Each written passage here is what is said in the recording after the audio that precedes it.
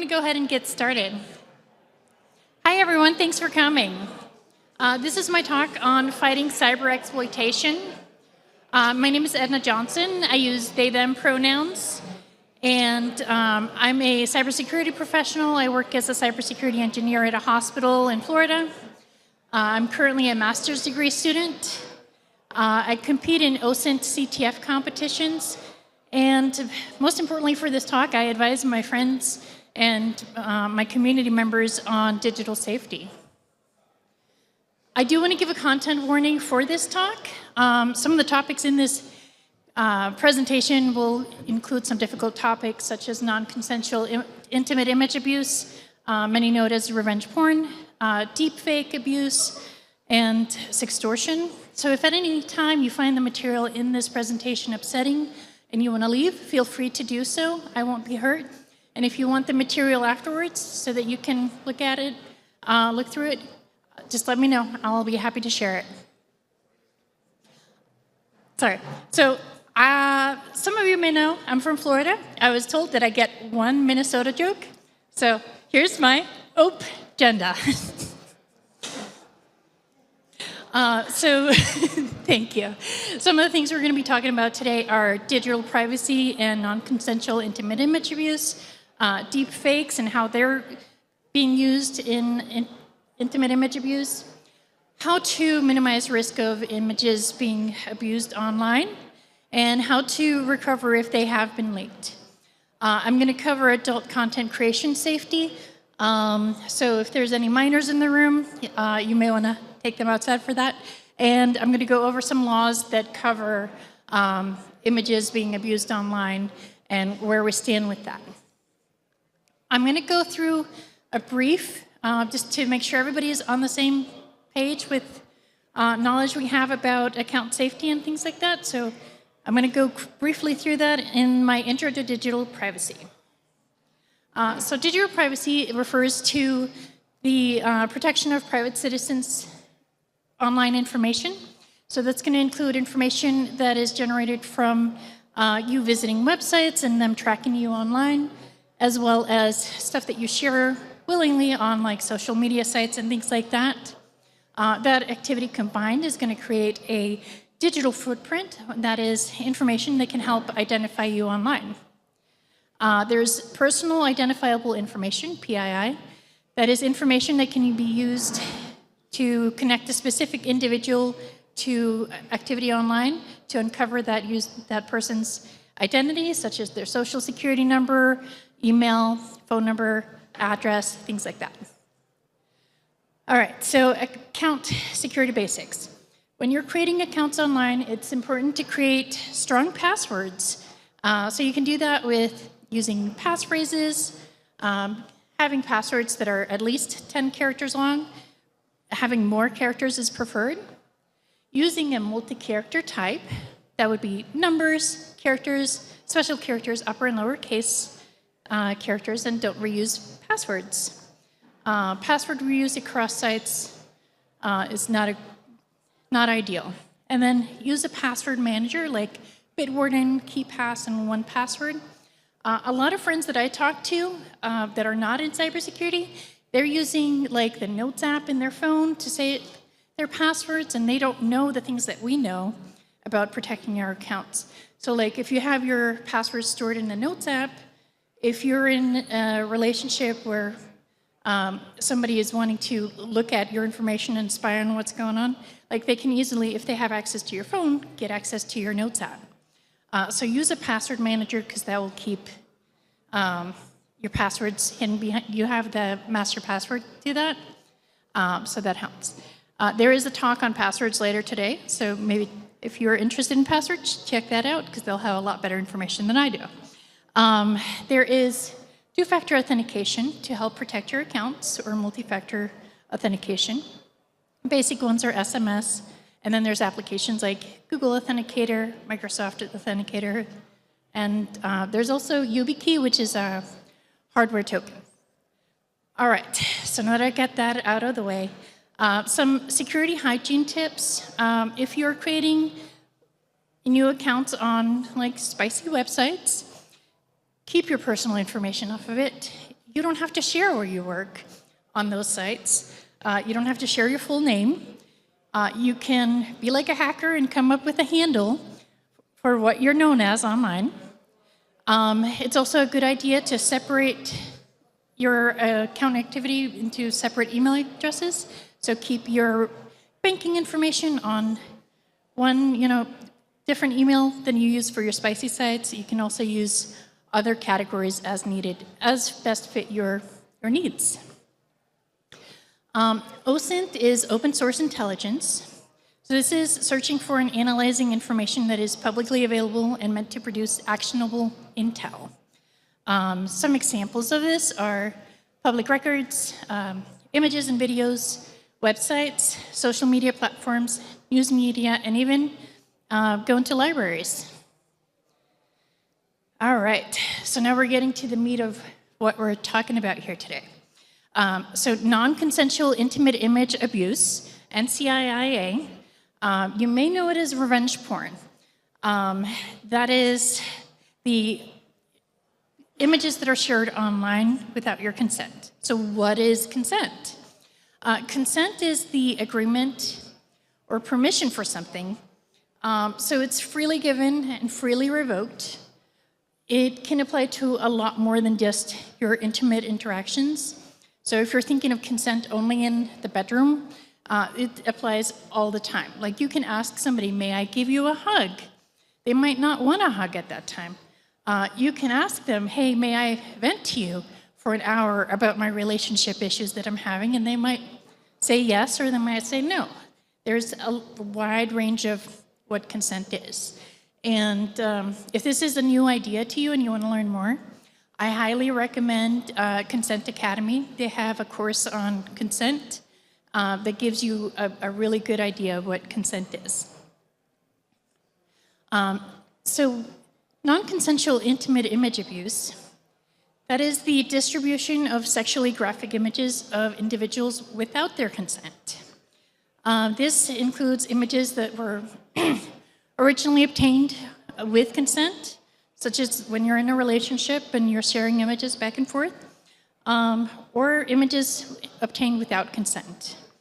So both of those, most of them are from being in a relationship, but sometimes there are pictures taken where you're not expecting to have your picture taken.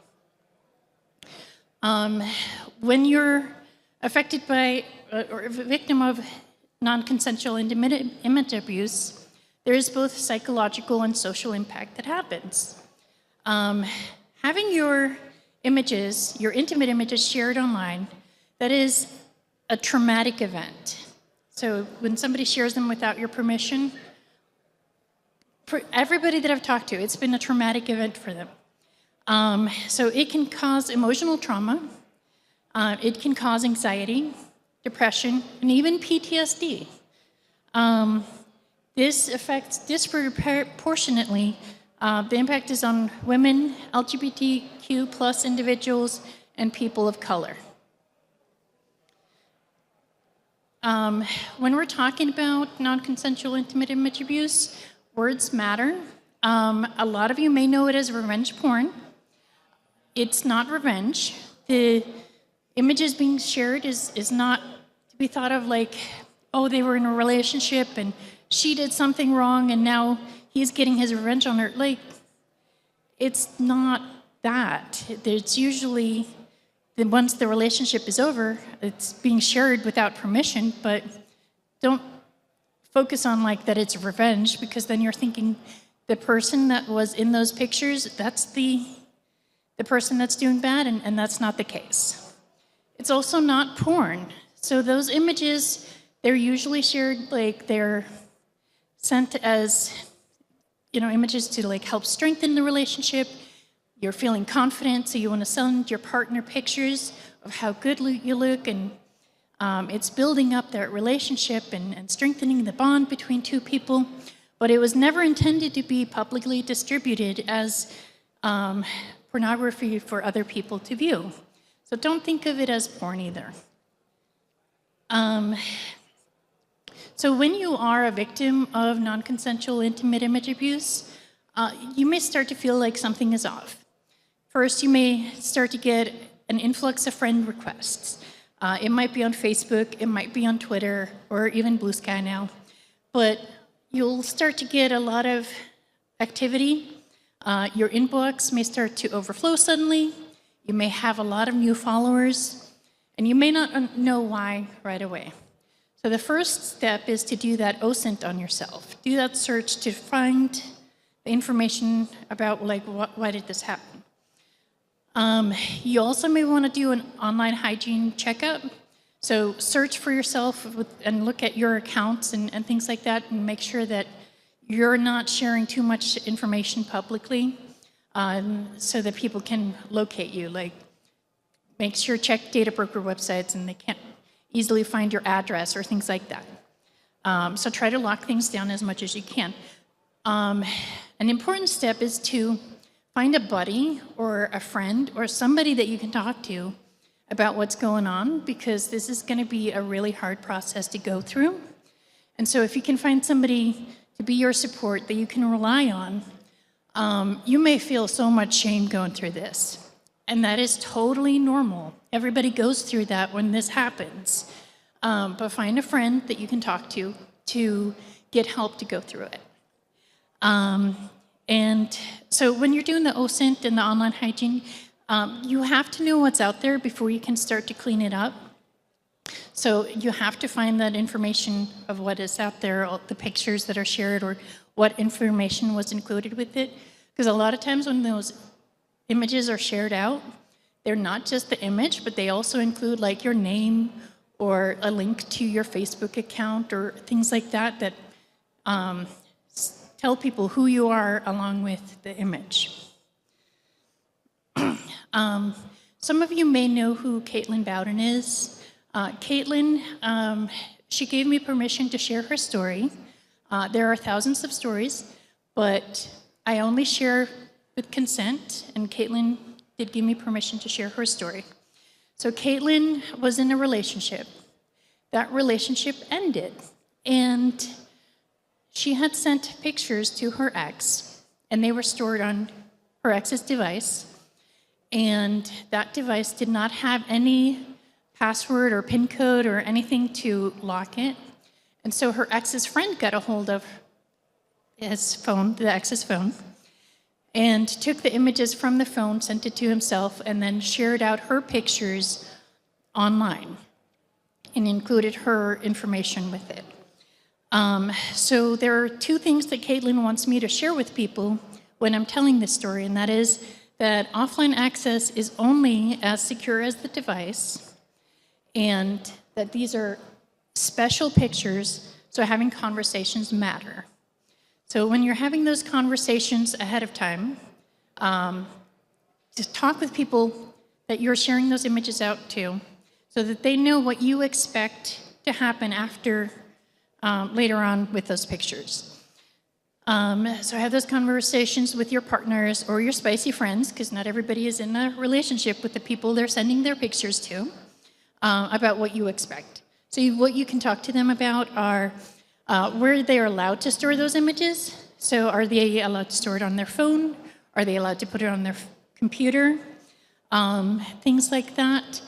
Phones nowadays, they have a secret folder built into the phone. So you can store images that are not accessible in your regular camera roll. They're in a private folder where there's no image preview or anything when you go look at the folder. And there's a different PIN code than what you put on your phone for that folder. So if somebody does get access to your phone and goes through your camera roll, that folder would have to have a different passcode for them to get into, and they can't see the pictures. Another thing you can talk about is, are they allowed to show this to others? In some cases, yeah, like, I'm hot, I want you to show my friends, you know, how hot I am, but maybe not share it online, you know, things like that. Are they allowed to send the images to anyone? So are you okay with them forwarding it to somebody else or not? Like, talk about that. And then, do you expect them to delete the pictures at any point, such as when you break up? Because a lot of the image abuse that happens is after a relationship has ended. So maybe say, well, you know, when we're done, those images are done for you too. So that could be something that you talk about. When you're sharing images, you can watermark them. Photographers may have watermarks that are like all over the page, so big, multiple times their name. You don't have to do it that much. You can take the pictures and put a little watermark in the shadow of the breast, but just tiny. You don't need it to be like, to see that picture is a property of you, but it can be itty bitty that you can zoom in and find your watermark, and then you know this is who I sent this picture to, or what platform I sent this picture on, because then you know what is the source of the leak if it does get leaked later on. So if you do this with all of your pictures, you're able to figure out, okay, I've been sending these pictures to, I'm just going to use a random name. So I've been sending these pictures to Dave, but now I found out Dave has been sharing them to other people when I wasn't, and now you can just stop sending pictures to Dave and work on that. I actually don't know a date, like, this is just a random name. Sorry if you're in this room and your name is Dave. Also, another important step is to remove EXIF metadata from images. A lot of platforms nowadays do that step for you, but when you're sharing pictures between two people, sometimes that platform does not remove that metadata. So that metadata is going to have a lot of information in it. So it has information about the type of device that was used, like is it an iPhone or an Android or a Canon camera? But it also has the GPS coordinates of where that picture was taken. And if you're sending pictures to someone, for example, online who doesn't know where you live, and you just sent them a picture with that metadata, now they do know where you live, because it has the GPS coordinates to your house. So just be aware of that. If you're taking a lot of pictures and you're sharing them online, you can create an inventory list of the images that you share. I don't know if everybody has like that documentation thing that I do. Like, I love to document everything. So if you're sharing out a lot of images, you could make a list. You can put like keywords of that image, like I was wearing like this outfit, or I have like this purple backdrop or whatever. So it's easier for you to find it, and you can include like who you sent that specific image to help you out. So when you're working through, like, the images have been shared out, and now you're working on trying to get them removed from websites, the first website to go to is stopncii.org. This website is, it partners with a lot of the big platforms, so it will take things down from Facebook and Twitter and OnlyFans and several sites. Like, there's multiple. But when you create a case with this, it does not upload your pictures to their website. So you're not sharing your pictures with anybody else. It's creating a digital hash of your picture. So you create a case, you process the pictures through their little processing system. It takes the digital hash of that and then sends that out to all of their partners. And that gives their partners like a takedown request, take these pictures down. I will give you a heads up, if you're wanting to share those pictures later on those platforms, you won't be able to share those same pictures. So just a heads up about that, like those pictures won't be able to be uploaded to those sites again after that.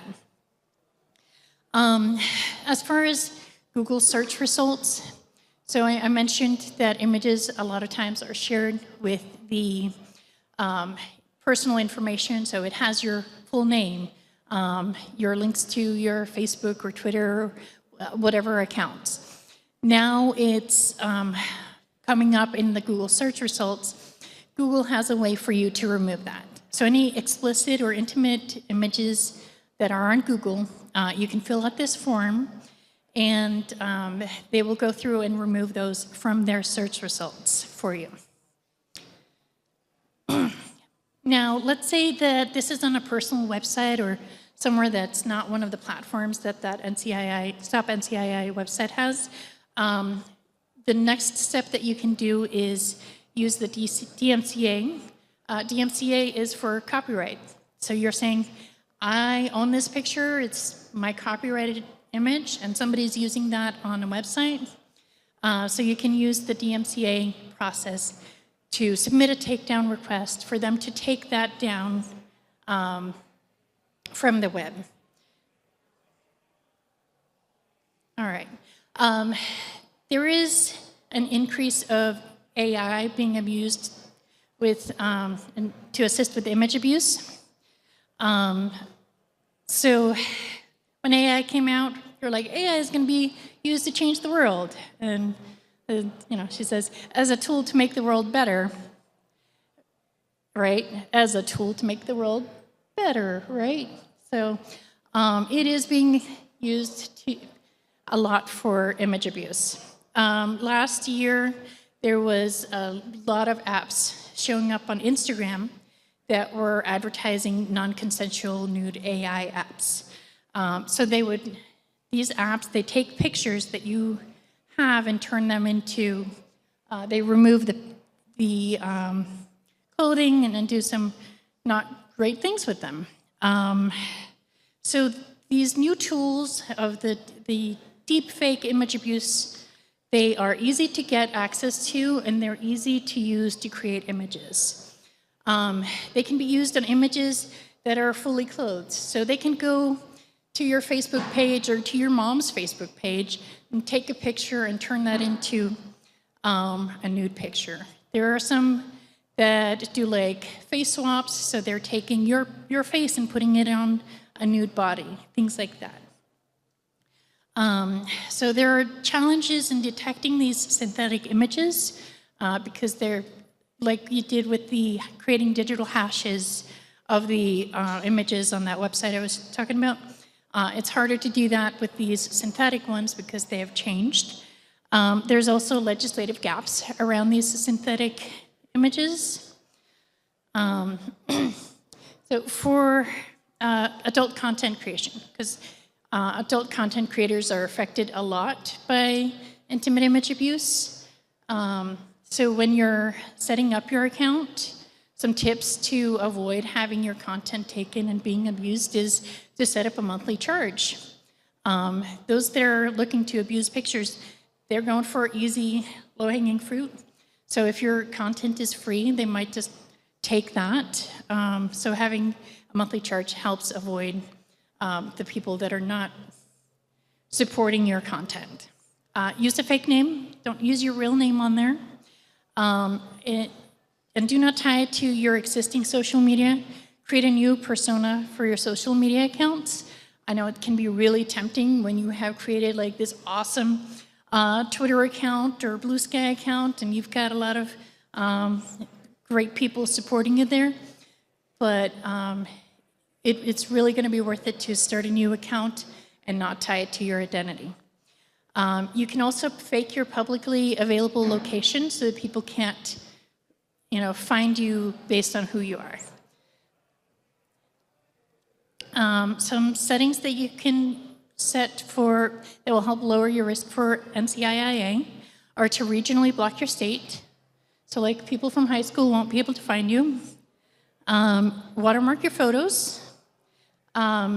There is on OnlyFans an easy block feature. So if you know somebody is abusing your photos or doing something you're not happy with, Easy Block will just delete all of the content they have downloaded. And on OnlyFans, OnlyFans owns your content.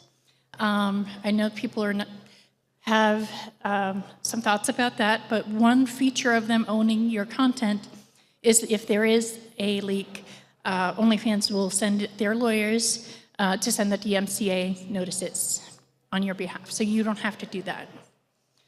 On your adult content websites or spicy websites in general, enable your two-factor authentication on there.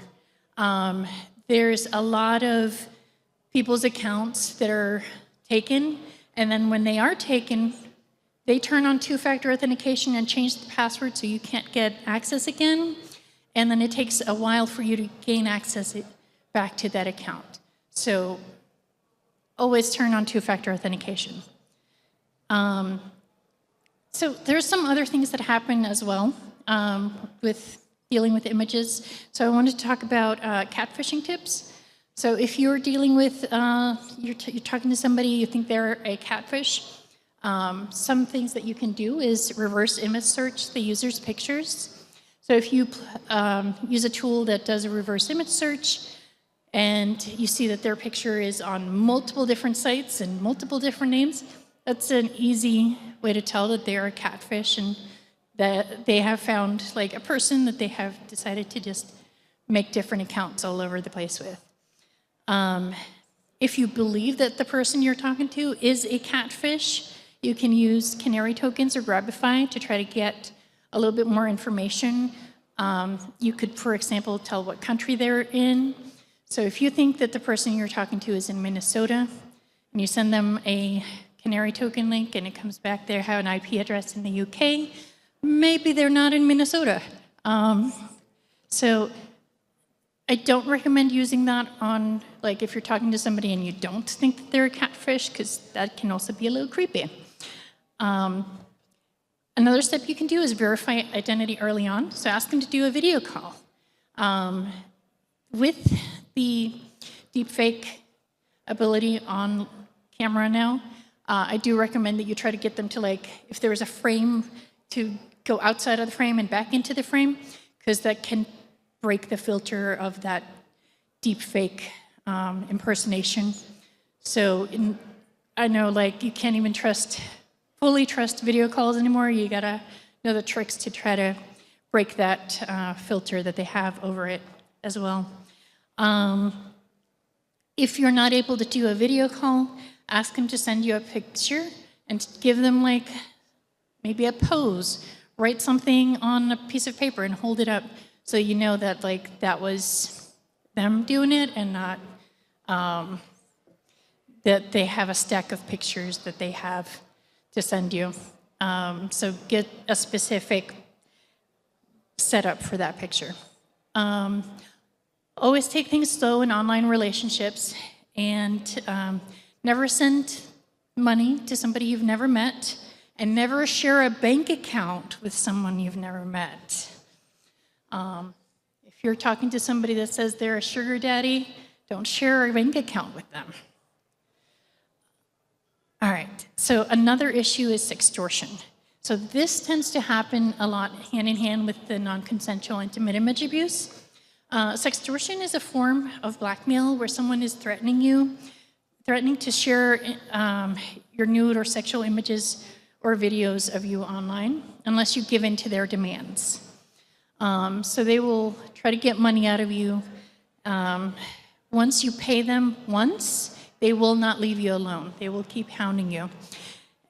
This is illegal in most states, and unfortunately, this is starting to happen more and more to children, to like high schoolers and teenagers. So if you have teenagers in your lives, like, let them know if something like this happens, they can come talk to you, okay? So some of the tips for sextortion are, do not give in to their demands.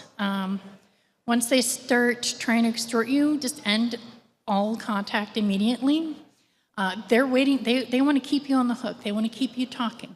So they're going to be trying to get you to talk to them, but just block them.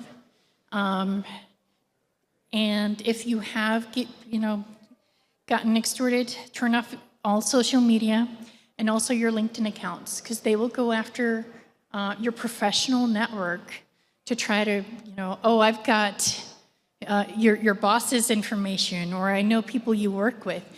So having LinkedIn available to them gives them extra power. So I recommend putting your LinkedIn on hiatus if you're in this situation. If you're able to and you know where they are, serve the blackmailer a cease and desist letter, and also file a police report against the extorter. Some laws that are regarding the things that I've been talking about today. So the coverage of the states that have laws against non-consensual intimate image abuse. We have 48 states. There's 2 states that don't have laws about it.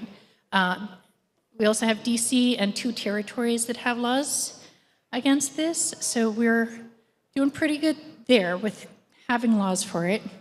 For sextortion, we have about half the country that have laws about sextortion. And then for deepfakes, this is a new arena, and so there's still work to be done to get laws on the books about deepfakes. Defiance Act of 2024, this is an act, all right, it's the Disrupt Explicit Forged Images and Non-Consensual Edits Act of 2024. They really tried hard to make that into an acronym, Defiance. So this was an act that, this act would make deepfake intimate image abuse a civil matter, allowing victims to sue for civil damages. So this act has passed the Senate, but it has been stuck in the House since it got there in March of 2024. It went to a committee, and then there hasn't anything happened since then. I know a lot of people have been contacting their senators and lawmakers. So if you're currently reaching out to people, if you could add this to your list of things to do.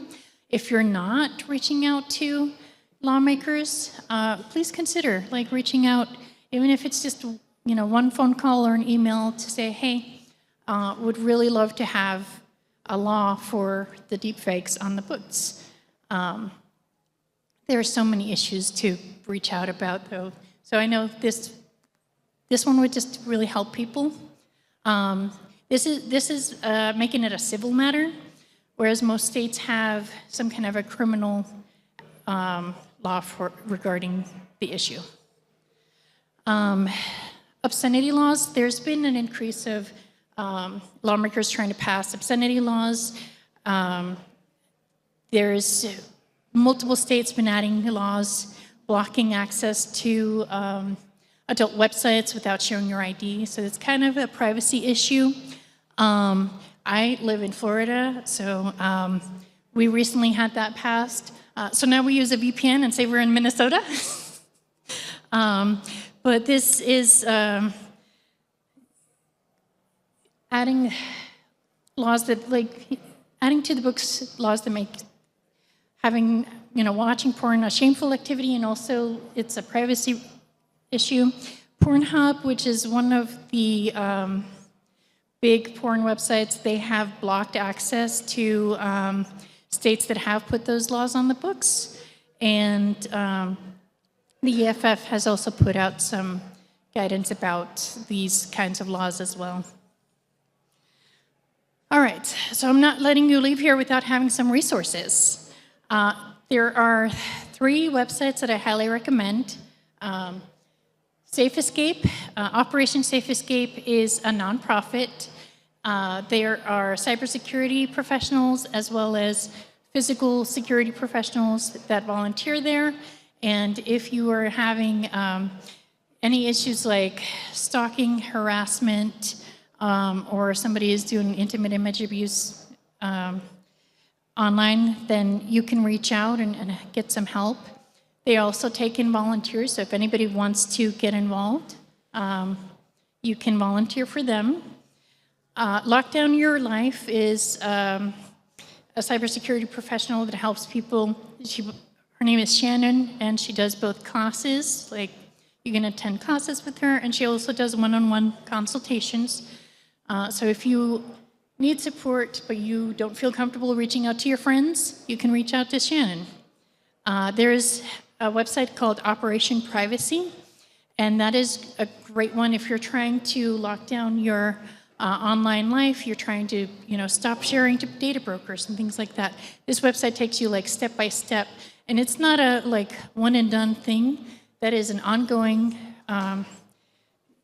thing that you do over time. So it's a great website. You create an account, and they have 3 levels. The first 2 are free. The the top tier is like $9 a year. So it's very accessible. I put together a link tree, so the links that I have in my presentation, if anybody would like them, are on this link tree. I put a QR code that you can scan. I know we're cybersecurity professionals, so I also put the link.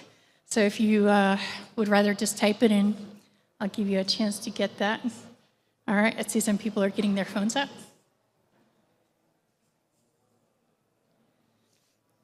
All right, we got it?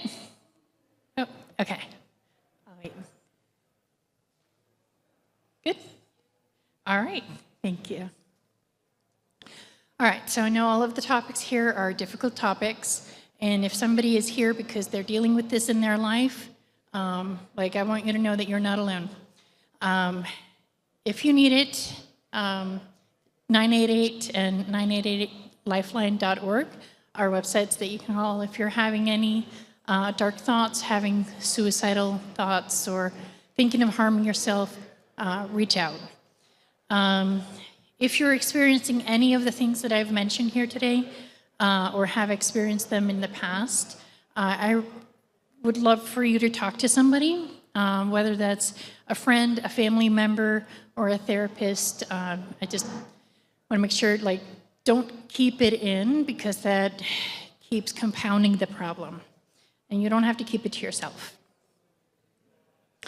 I want to give a special thank you to Caitlin Bowden for allowing me to share her story. And here's my contact information. Feel free to connect with me. I've got LinkedIn, Twitter, Blue Sky, and Mastodon. All right. Do I have any questions? Yes.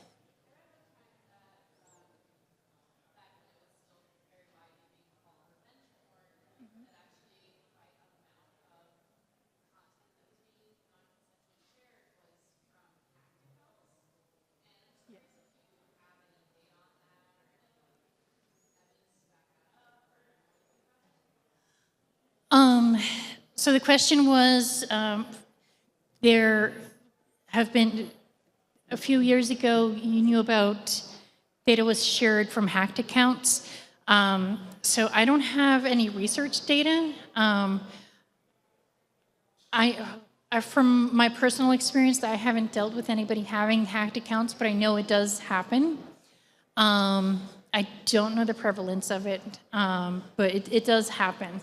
And that's why I talk about having secure passwords and things like that, and also using a two-factor, because I know OnlyFans account are stolen a lot, and then the content is both shared out, and they also will subscribe to other people's accounts with your account, so that it will helps smear your name when you're taking other people, when people think that you're taking other people's content and sharing it out. So yeah, I know it exists. I don't know what the prevalence of that is. Yes.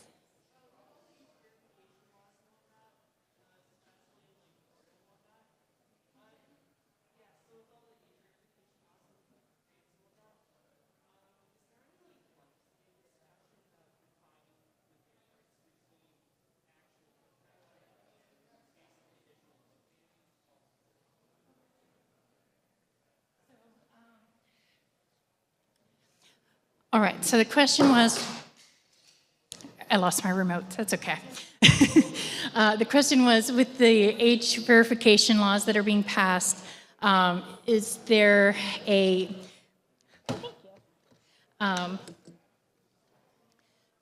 so is there an actual discussion about what's a good way to do it versus a book banning? I think that is a good topic to bring up. I know that EFF has put out some writings about it. There's suggestions to make it more device-based. So if you have a child with a device, the device wouldn't be able to access those websites, instead of putting this block on websites online. I think that's a good topic, and I'd like to dive into it more. Thank you for asking. Did you have a question? No? Okay. Anybody else? Oh, yes, in the back. Yes, I can hear you.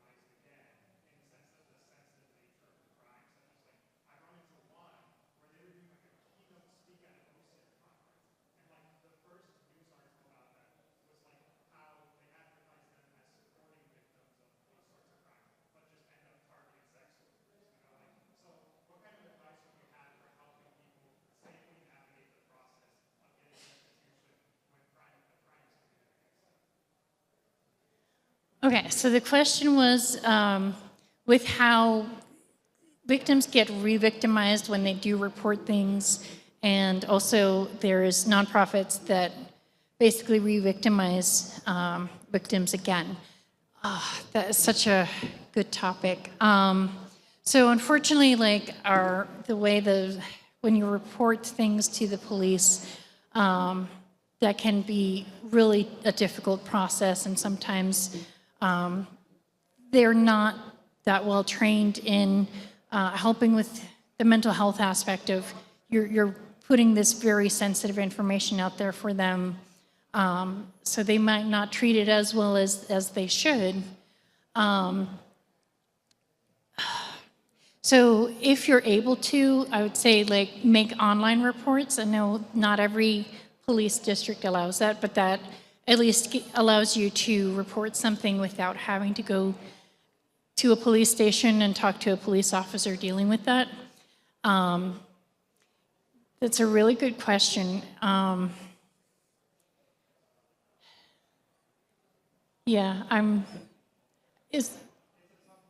It is a tough problem, absolutely, and more work needs to be done to train people to be aware of how their handling of these situations is impacting victims and making it even harder, and shaming sex workers, and that's unfortunate that happens. I wish we had more resources for that. Thank you for the question. Anybody else? All right, thank you everybody so much.